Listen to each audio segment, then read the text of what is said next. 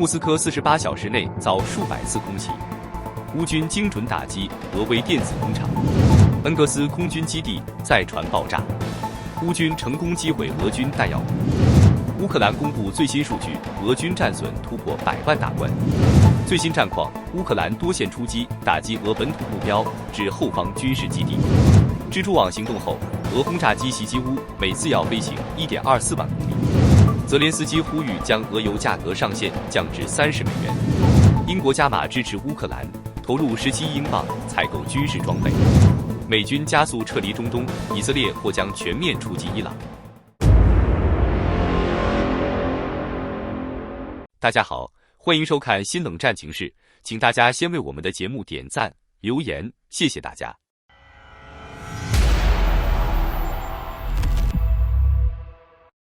在短短48小时内，乌克兰对莫斯科展开了令人震惊的密集空袭，发动了数百波无人机攻击，令俄罗斯首都的天空彻夜不宁。最新战报显示，乌军不仅在数量上取得压倒性优势，还精准命中了重要的军事与工业目标。最引人注目的是，乌克兰无人机击中了一家位于莫斯科克林斯基区名为 Resonet 的微电子工厂。这家企业一直为俄军提供关键技术支持。现场画面显示，厂区被大火吞噬，爆炸声不绝于耳，整个区域浓烟滚滚。根据开源情报防御者的报道，仅在6月11日当天，乌克兰就向莫斯科地区发射了多达377架无人机。空袭持续至深夜，俄军防空系统几乎整夜处于极度紧张的状态。然而，尽管俄方声称拦截了所有无人机，莫斯科空域却频频传出交火声，多处机场，包括谢列梅捷沃国际机场，都一度全面关闭，所有航班被迫终止。这一波打击并非孤立事件，就在前一天，乌克兰也曾发动类似规模的无人机攻势，而更早之前的5月28日，乌克兰还对杜布纳市的2家军工厂实施精准打击，其中之一便是俄军用于制造 Kh-101巡航导弹的彩虹工厂。最新的卫星图像证实，该工厂3座主要生产车间被毁，显示乌方在削弱俄方远程打击能力方面的意图日益明显。随着袭击频次的增加，乌克兰已显著加强了对莫斯科和俄军后方的战略打击强度。现在几乎每隔2天就会有数百架无人机深入俄罗斯腹地，制造持续性的干扰与打击。俄军位于坦波夫的科托夫斯克炸药厂也在此次空袭中中弹起火，该厂是俄轻武器制造业的重要支柱。卫星图像清晰显示了爆炸后的损毁痕迹，火光直冲夜空。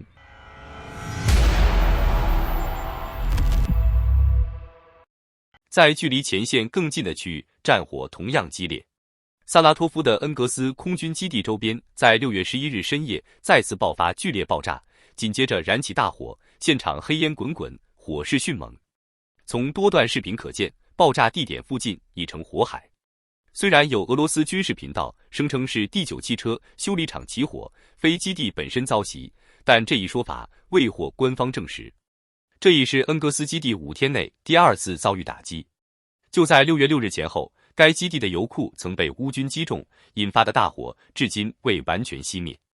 有俄方消息称，乌军或使用了德国提供的金牛座巡航导弹，但基辅方面并未证实此事。乌克兰正系统性地削弱俄军空军基地的运作能力。恩格斯作为俄军战略轰炸机的主要部署地，承受如此打击，无疑对俄罗斯的空中打击能力构成重大威胁。此外，在波克罗夫斯克方向的前线战场上，乌克兰第110旅也传来捷报，他们摧毁了俄军一个位于辛兹拉托波尔南部的大型弹药库。现场画面显示，乌军的精准打击引发剧烈爆炸，火光冲天，伴随着巨大的蘑菇云，连几公里外的居民都能清晰看到爆炸的规模。这或许是近期乌克兰摧毁的最大规模军火库之一，显示出乌军对敌后方不给线的持续打击已经进入新阶段。乌克兰这一连串高密度、高精准度的军事行动正在逐步改变战局。他们不仅通过无人机和导弹打击削弱俄军的工业基础和军事补给能力，还在心理上对俄罗斯本土形成了强烈的震慑。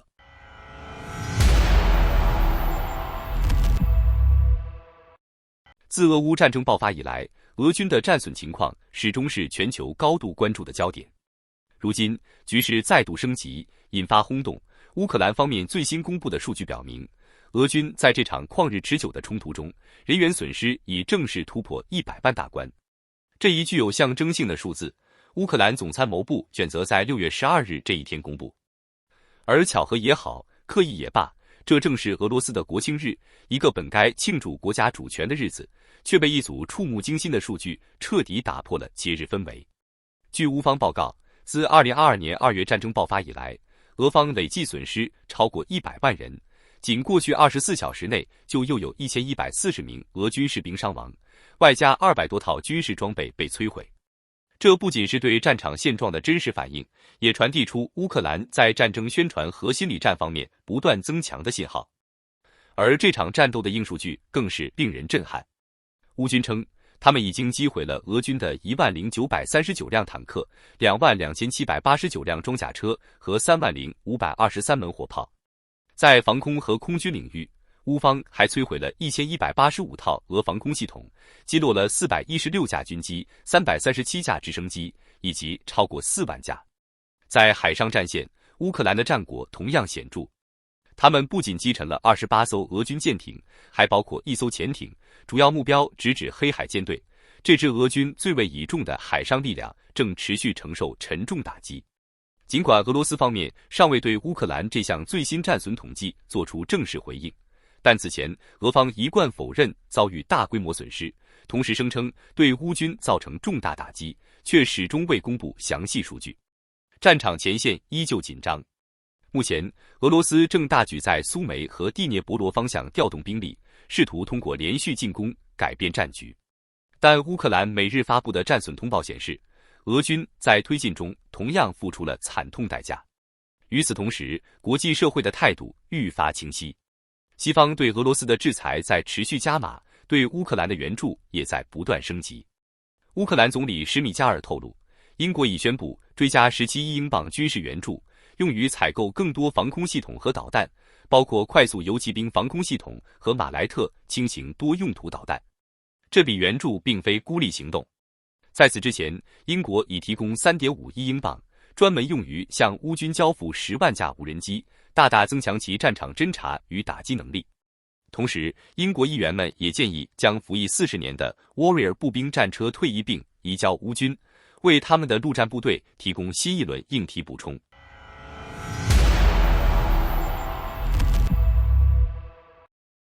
2025年6月12日，俄乌战争进入第1205天。近日，乌克兰对俄罗斯本土发动了一场罕见的大规模无人机袭击，战火蔓延至少8个地区，整个俄罗斯西部几乎无一幸免。无人机集群在库尔斯克、奥廖尔、图拉、梁赞、坦波夫、卡卢加、利佩茨克和别尔哥罗德地区上空穿梭轰炸，多地传出火光与爆炸声，俄方防空系统措手不及。回到战场上来，在库尔斯克方向，一架乌军战机使用法国提供的2枚 AASM 铁锤500磅滑翔炸弹，精准摧毁了一座俄方控制的建筑物。炸弹穿透屋顶后爆炸，瞬间将整座建筑化为瓦砾。库尔斯克地面战斗仍在持续，乌军不仅稳住阵地，还不断以小股部队对俄方进行骚扰打击。别尔哥罗德方向，乌军同样没有撤退迹象。尽管控制区域不大，但乌克兰部队仍活跃在俄国境内的库尔斯克和别尔哥罗德2州，哪怕战术意义有限，战略核心理意义却非同小可。乌军庞福在用行动告诉对手，我们可以打到你家门口。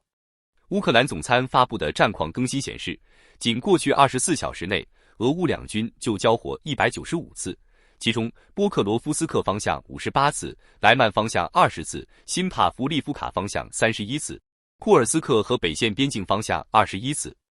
俄军则猛烈还击，向乌军阵地和定居点发射了4671发炮弹，并投掷了80枚航空制导炸弹，意图压制乌军攻势。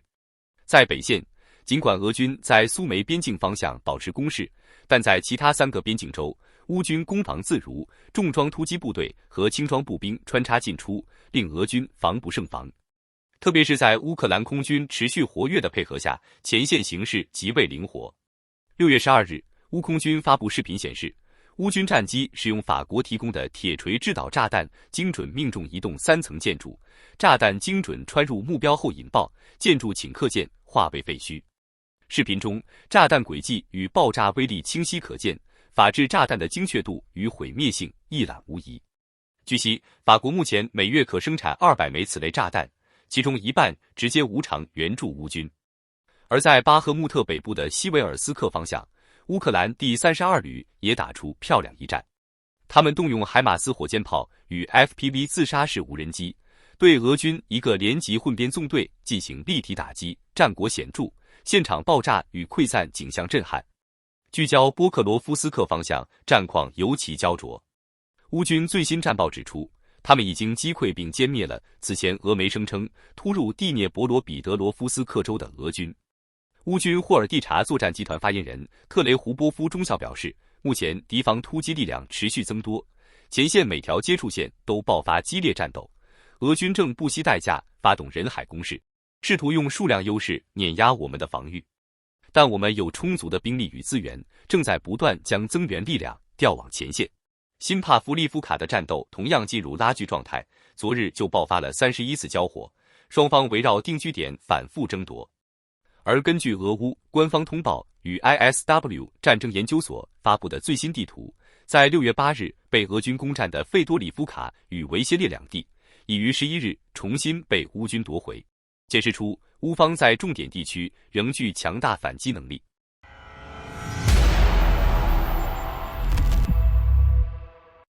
6月12日，一项引人注目的迹象揭示出乌克兰蜘蛛网行动已在战略层面重创俄罗斯空天军。越来越多证据表明，俄军为了躲避乌克兰无人机的持续打击，已将其为数不多的战略轰炸机撤离至远东地区。这是一个前所未有的被动举措，也是一场空中力量逃亡的现实写照。如今，俄罗斯的 Tu-160和 Tu-22M3 轰炸机已经被迫部署到勘察加半岛。这样一来，若想继续对乌克兰实施轰炸任务，俄军飞行员将不得不执行一项空前复杂的行动，单次飞行航程高达12400公里，耗时长达23个小时。换句话说，一次打击任务要让战略轰炸机整整在空中漂浮一整天。这不是战略调整，而是生存本能的反应。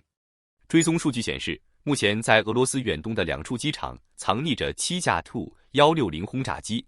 而这些机场与乌克兰之间的距离分别为6770公里和7250公里。如此遥远的部署距离，让每一次打击都成为对轰炸机寿命的透支，对机组人员体能和战术调度的极限挑战。而 Tu-22M3 轰炸机的境况也好不到哪去。他们目前被迫从奥利尼亚飞往位于科米的苏维埃斯基机场，虽然较近，但仍需飞行2400公里才能接近乌克兰作战空域。而 Tu-95M 轰炸机则在奥列尼亚、恩格斯2和乌克兰卡3处空军基地之间频繁机动，只为了逃避乌军不断升级的无人机打击。蜘蛛网行动无疑打在了俄军的要害上。这场由乌克兰主导的远程袭击行动已经摧毁了俄罗斯 30% 的战略轰炸机作战能力，让这个曾号称强大的空天军沦为外界笑柄。每一架被摧毁的轰炸机都是俄罗斯无法挽回的沈重代价。而蜘蛛网的布局显然还在继续，让俄军无法安睡，无法靠近前线，更无法像过去那样从容地发动远程打击。当一次轰炸任务要用上 1.24 万公里的航程，当战略轰炸机只能躲在远东才能保命，当飞一次少一次变成俄军的现实困境，这已经不再是战术撤退，而是一场看不见硝烟的战略崩溃。俄军原本引以为傲的远程打击能力，如今沦为一场燃油、寿命与风险之间的高风险博弈。乌克兰以有限手段打出了极具战果的蜘蛛网，让俄罗斯不得不为自己空军的每一次起飞都付出更高代价。对莫斯科来说，这不只是战术上的被动，更是一场失控的战略滑坡。而对乌克兰而言，这是他们在天空中书写的反击奇迹。如今的大势已悄然改写。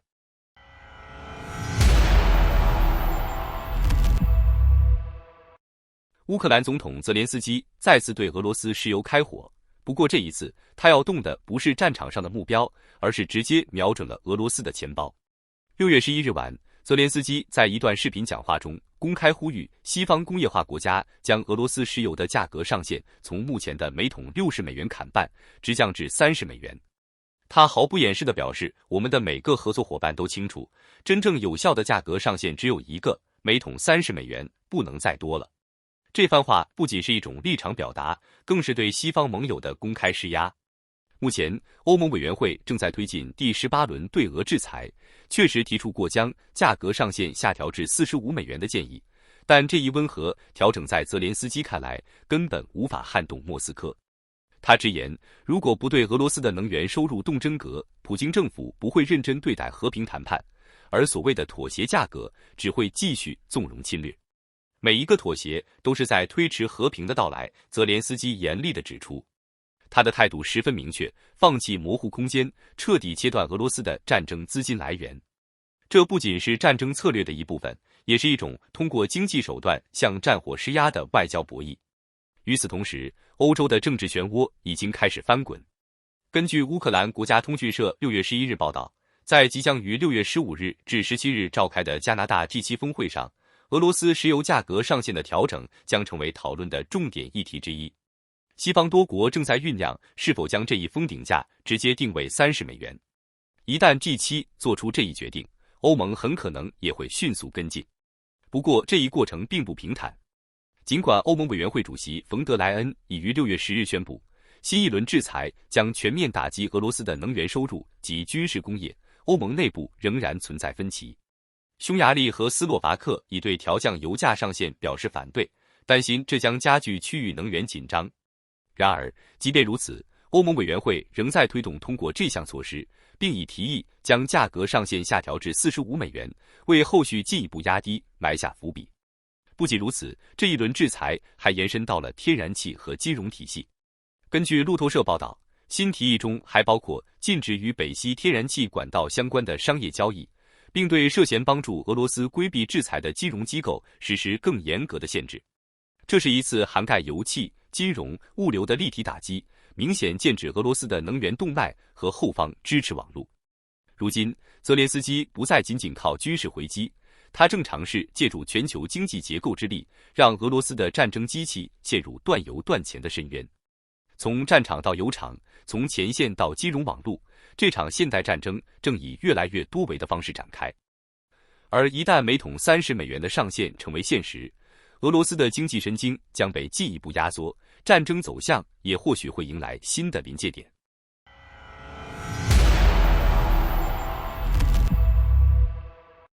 6月11日，乌克兰总理什米哈尔正式宣布，本月乌克兰将从英国获得一笔高达17亿英镑（约合23亿美元）的巨额资金，用于采购更多先进武器装备。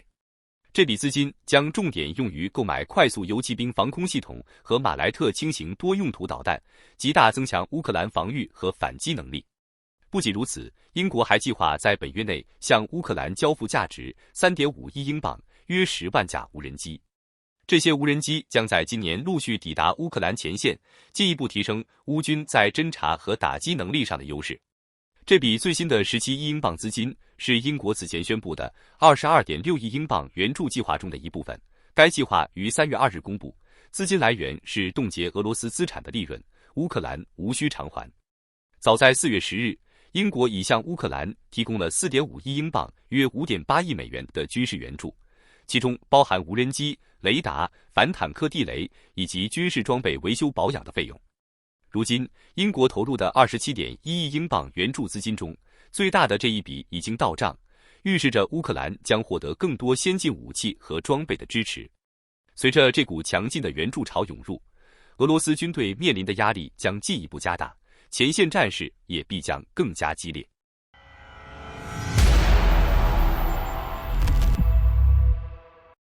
美国突然大规模撤离中东人员，局势骤然紧张，战争阴云笼罩这片动荡的土地。